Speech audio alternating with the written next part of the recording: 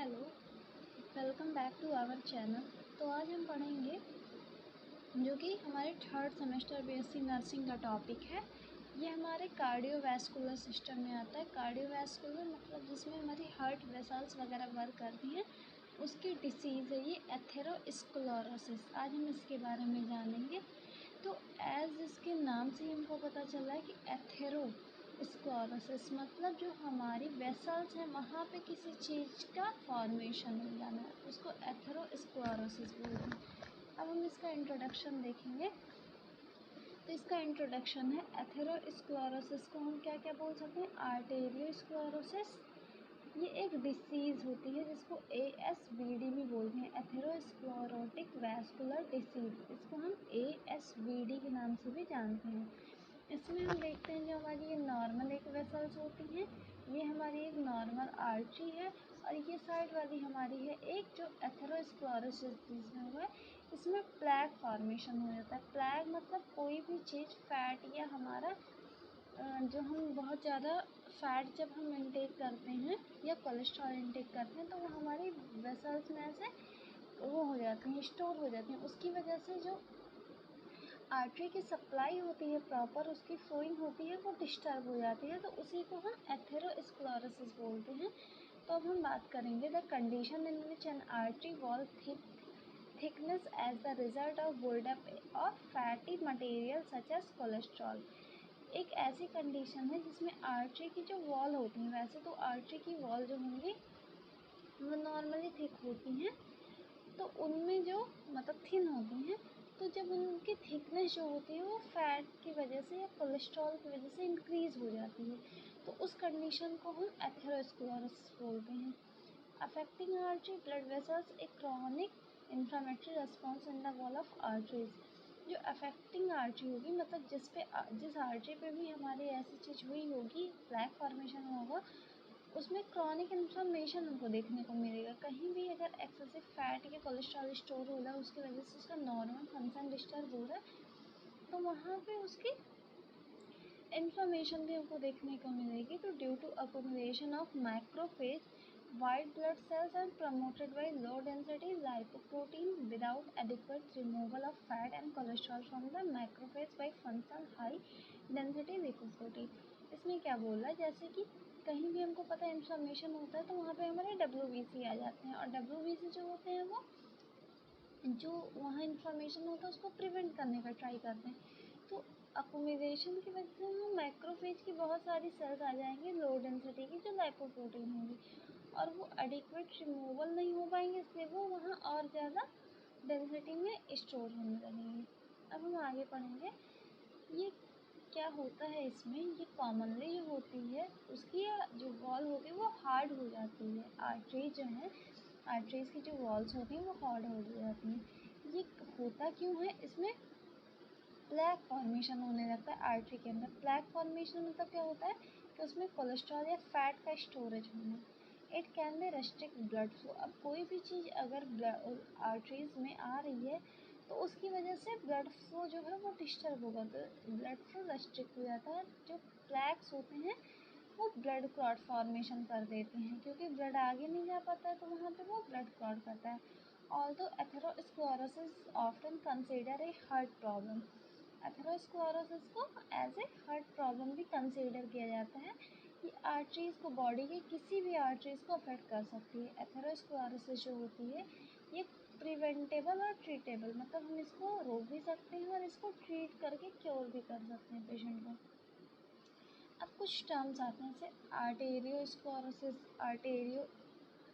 Arteriosclerosis मतलब पहला जो है उसमें क्या बोलना है कि ये डिस्क्राइब करता है कि हार्ड हो गई है कोई लार्ज आर्टरी।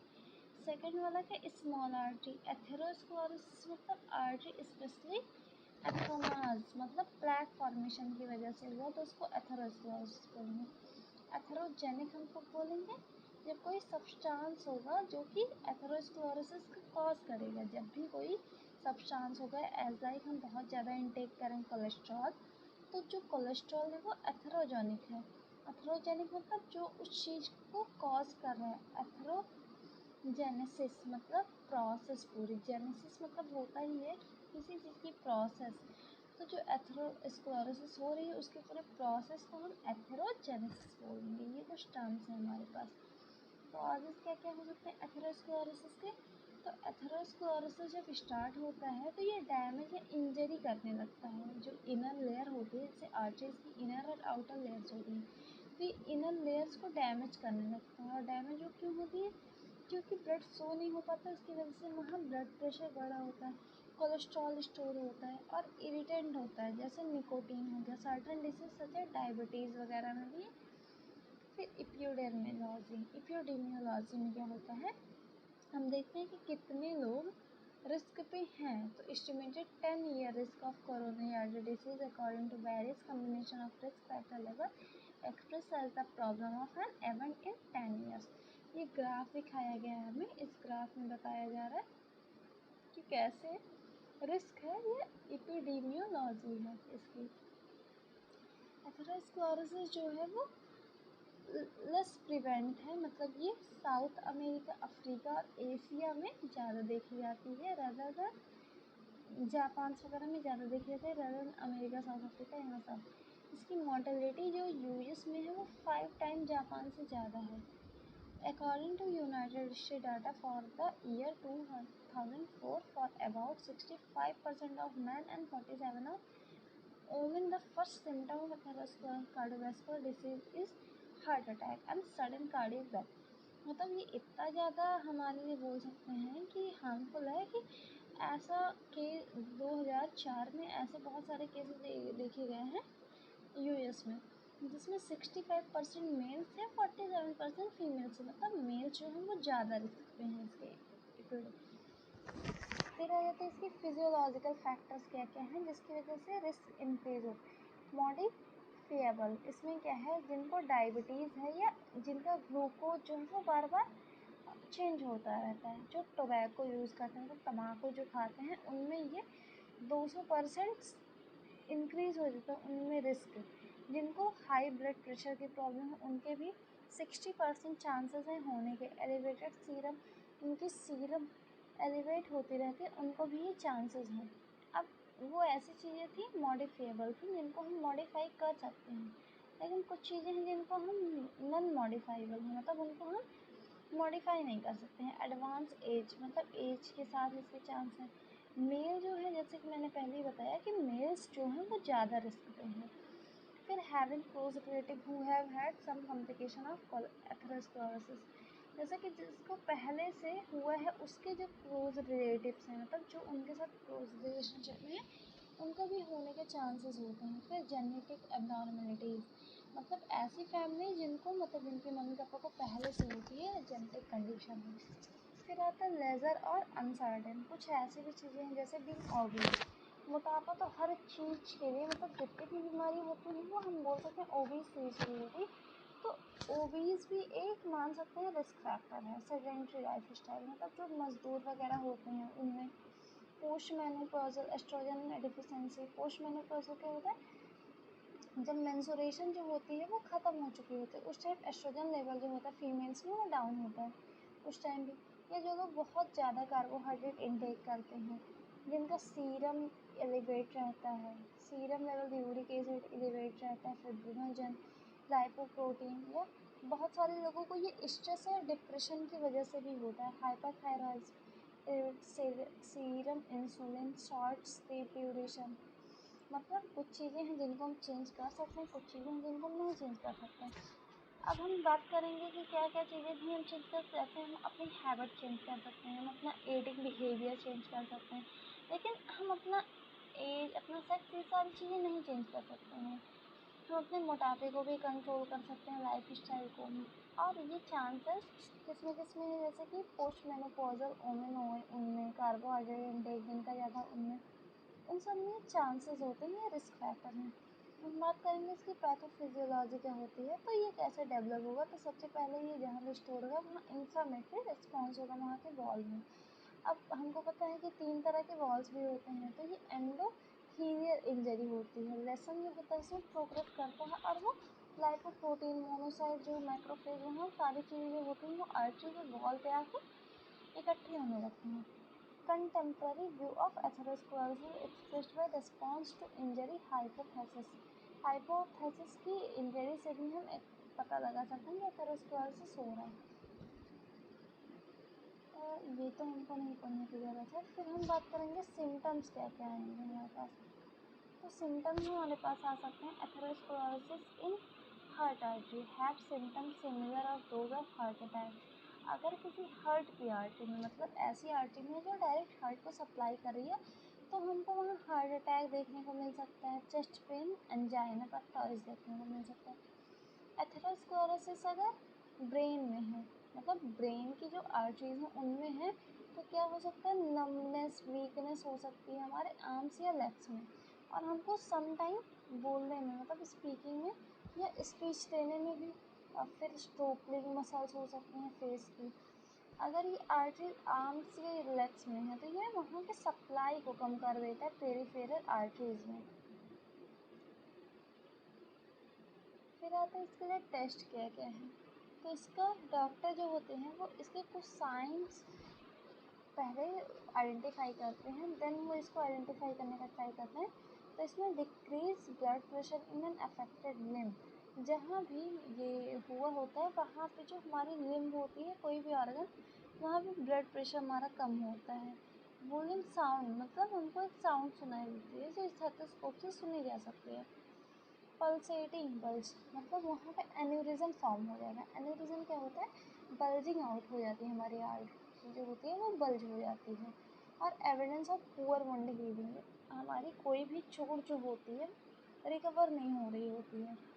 टेस्ट इसके लिए क्या क्या होते हैं, ब्लड टेस्ट होता है, डॉपलर अल्ट्रासाउंड होता है, एंकल ब्रेकिंग इंडेक्स होता है, और एंजियोग्राम करवा सकते हैं, ईसीजी करवा सकते हैं। ब्लड टेस्ट में एक एक को हम यहाँ पे स्पेसिफाई करके नहीं पढ़ेंगे। देन आता है इसके लिए हम ट्रीटमेंट क्या करेंगे। तो जैसे मैंने बताया था कि मॉडिफाइबल चीज़ें होती हैं इसमें कुछ, तो अगर मॉडिफाइबल चीज़ें हैं तो हम अपनी लाइफ को चेंज करके, अपने ईटिंग बिहेवियर को चेंज करके, हम अपने एक्सरसाइज करके, ओबेसिटी को कम करके इसको प्रिवेंट कर सकते हैं। लेकिन अगर ये हमें हो चुकी है तो फिर इसके लिए हमको मेडिसिन कुछ डॉक्टर प्रिस्क्राइब करते हैं, हमें मेडिसिन लेनी पड़ती है। एंटी प्लेटलेट मेडिसिन लेनी पड़ती है, जिसमें क्या होता है कि जो क्लॉट हो रहा था वो क्लॉट फॉर्मेशन नहीं होता है, वहाँ पे एंटी कोगुलेंट दिया जाता है जिससे हिपैरिन, ये हेल्प करता है कि जो हमारी ब्लड है वो थिन रहे, उससे क्लॉट ना फॉर्म। फिर हमारे पास आता है एंजियोप्लास्टी। एंजियोप्लास्टी क्या होती है, प्रोसीजर होता है जिसमें डॉक्टर एक थिन ट्यूब, मतलब एक पतली सी ट्यूब होती है कैथेटर लाइक, उसको वहाँ जहाँ ब्लॉक या नैरो हुआ होता है वहाँ पर डाल के और वहाँ पर फिक्स कर देता है। उससे आर्टरी जो होती है वो दोबारा से उसके चांसेस नहीं होते हैं। इसका मेरे पास अभी फिगर नहीं, मैं आप लोगों को दिखाऊंगी इसका। अब लाइफ स्टाइल और हम होम रेमेडीज़ करके कैसे कैसे इसे प्रिवेंट हो सकते हैं।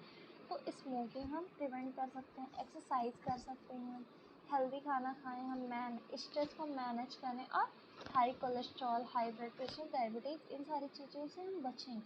प्रिवेंशन इसका यही है कि हम स्मोकिंग वगैरह को रोक दें। कॉम्प्लिकेशन क्या क्या हो सकते हैं, अगर कोरोनरी आर्टरी डिसीज़ है, मतलब वहाँ हुआ है, तो आर्टरी जो होगी वहाँ की वो क्लोज टू योर हार्ट, तो वहाँ पे हमको कोरोनरी आर्टरी डिसीज़ हो सकते हैं, जिसकी वजह से चेस्ट पेन होगा। कैरोटिड आर्टरी में अगर है तो यहाँ हमको इस्केमिक अटैक भी देखने को मिलेगा। अब हम बात करेंगे कंक्लूजन की कि हमने आज क्या क्या पढ़ा। तो हमने एथेरोस्क्लेरोसिस पढ़ा, जिसका और भी नाम था एथेरोस्क्लेरोसिस को आर्टेरियोस्क्लेरोसिस भी बोलते हैं। इसमें क्या होता है कि जो हमारी आर्टरीज की वॉल्स होती हैं वो नैरो हो जाती है। नैरो क्यों होती हैं, क्योंकि वहाँ पे प्लैक फॉर्मेशन होता है। प्लैक क्या होता है, कोलेस्ट्रॉल या फैट्स। कोलेस्ट्रॉल फैट्स जब हम हाई इनटेक करने लगते हैं तो वो हमारी बॉडी में स्टोर होने लगते हैं, और वो हमारे ब्लड वेसल्स में जब जाते हैं तो वो वहाँ की वॉल्स को थिक करते हैं, जो कि पहले थिन होते हैं। उसकी वजह से ब्लड सप्लाई जो होता है वो डिस्टर्ब होता है। अब ब्लड सप्लाई डिस्टर्ब होगा तो ब्लड वहीं रुकेगा, तो वहाँ पर क्लॉट फॉर्मेशन होगी। तो इसकी वजह से समटाइम हार्ट अटैक भी आ जाता है, जो कि बहुत रिस्की है। अब इसके कॉजेज़ क्या क्या थे, कुछ कॉजेज़ थे जिनको हम मॉडिफाई कर सकते थे, कुछ थे जिनको नहीं कर सकते थे। तो एज को, सेक्स को, इन सारी चीज़ों को मॉडिफाई नहीं कर सकते थे, लेकिन हम अपनी लाइफ स्टाइल को, एक्सरसाइज को, डाइटरी पैटर्न को, स्मोकिंग को, ये सारी चीज़ों को हम मैनेज करके हम इससे प्रिवेंट हो सकते हैं। ठीक है, इसके आगे हम कल बात करेंगे। अगला टॉपिक कल हम पढ़ेंगे हाइपरटेंशन। अगर कोई भी डाउट हो तो आप कमेंट बॉक्स में उसको लिख सकते हैं, मैं डाउट क्लियर करने का कोशिश ट्राई करूँगी। Thank you class.